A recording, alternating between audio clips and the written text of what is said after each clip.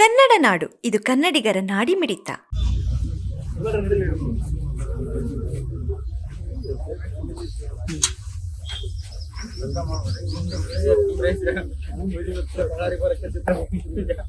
ಬ್ಯಾಡಂದ್ರೆ train ಕಾರಿಗೆ ಬರ್ತಾರೆ ದೋಸ್ತರು ಕೂಡ ಅಂತ ಹೇಳಿದ್ರಿ. ಬರ್ತಿ ಸರ್ತಿ ಬಂದ್ರೆ ಬಸ್ಸಿಗೆಲ್ಲ ಟ್ರೈನಿಗೆ ಬರತ್ರಿ. ನಿನ್ನೆ ಕೂಡ ಬಂದ ನೋಡ್ರಿ.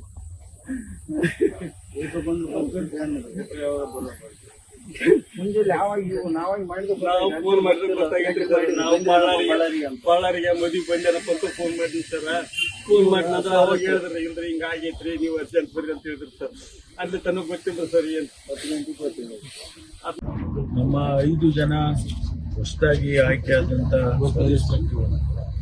ಅವರು ಬೆಂಗಳೂರು, ಒಬ್ಬರು ಮಾತ್ರ ಮೈಸೂರಿಗೆ ಅಲಾಟ್ ಆಗಿದ್ದು, ಇನ್ನು 4 ಜನ ಬೆಂಗಳೂರು ಸಿಟಿಗೆ ಅಲಾಟ್ ಆಗಿದ್ದಂಥವ್ರು. ಅವರೆಲ್ಲ ಪ್ರೈವೇಟ್ ಆಗಿ ಒಂದು ಬಳ್ಳಾರಿಯಲ್ಲಿ ಮದುವೆಗೆ ಹೋಗ್ತಾ ಇದ್ರು. ಅಲ್ಲಿ ಲಾರಿಗೆ ಹಿಂದ್ಗಡೆಯಿಂದ ಲಾರಿಗೆ ಹೋಗಿದ್ದಾರೆ. 3 ಜನ ಇಲ್ಲಿ ಸ್ಪಾಟ್ನಲ್ಲೇ ತೀರ್ಕೊಂಡಿದ್ದಾರೆ. ಇನ್ನು 2 ಆಸ್ಪತ್ರೆಗೆ ಸೇರಿಸಿದ್ದಾರೆ. ಅವರು ಟ್ರೀಟ್ಮೆಂಟ್ ಕೊಡ್ತಿದ್ದಾರೆ. ಇದು ಯಾರದು ತಪ್ಪು ಏನು ಅಂತ ಹೇಳೋದಕ್ಕೆ ಭಾಳ ಕಷ್ಟ. ಯಾಕೆಂದರೆ ಅವರು ಲಾರಿ ಸ್ಲೋ ಆಗಿ ಹೋಗ್ತಿತ್ತು ಅಂತೇಳಿ, ಆಮೇಲೆ ಹಿಂದ್ಗಡೆಯಿಂದ ಅವರು ಹೈ ಸ್ಪೀಡಲ್ಲಿ ಬಂದಿದ್ದಾರೆ ಅಂತ ಈಗ ನಮಗೆ ಮೇಲ್ನೋಟಕ್ಕಾಗಿರ್ತಕ್ಕಂಥ ಮಾಹಿತಿಗಳು. ಅದರಿಂದ ಮೊದಲನೇದಾಗಿ ದುರದೃಷ್ಟಕರ. ಅವರ ಆತ್ಮಕ್ಕೆ ಶಾಂತಿಯನ್ನು ಕೊಡ್ತಾನೆ ಮತ್ತು ಅವರ ಕುಟುಂಬದವರಿಗೆ ಭಗವಂತ ಅವರ ನಷ್ಟವನ್ನು ಭರಿಸ್ತಕ್ಕಂಥ ಶಕ್ತಿ ಕೊಡಲಿ ಅಂತ ಹೇಳಿ ಪ್ರಾರ್ಥನೆ ಮಾಡ್ತೇನೆ. ನಾವು ಸರ್ಕಾರ, ಇಲಾಖೆ ಯಾವ ರೀತಿ ಅವರ ಕುಟುಂಬಕ್ಕೆ ಸಹಾಯ ಮಾಡಬೇಕು ಅವೆಲ್ಲವನ್ನು ಕೂಡ ನಾವು ಮಾಡ್ತೇವೆ.